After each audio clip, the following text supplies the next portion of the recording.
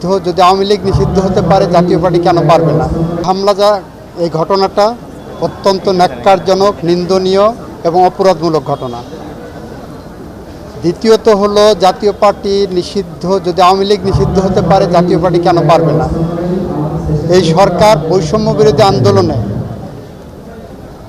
যারা অংশগ্রহণ করেছেন এবং যারা বিরোধিতা করেছেন, উভয়ের বিরুদ্ধেই বিরোধিতা করেছেন, তাদের বিরুদ্ধে আইনি কী পদক্ষেপ নেওয়া সম্ভব সব দিক যাচাই বাছাই করছেন। জাতীয় পার্টি ৮২ সাল থেকে ৯০ সাল পর্যন্ত বাংলাদেশের মানুষের রক্তের সাথে বেইমানি করেছেন, রক্ত নিয়ে খেলেছেন। জাতীয় পার্টি জুলাই বিপ্লবে আওয়ামী লীগের সহযোগিতা করে তাদের পুরনো সেই ইতিহাস উন্মোচন করেছেন।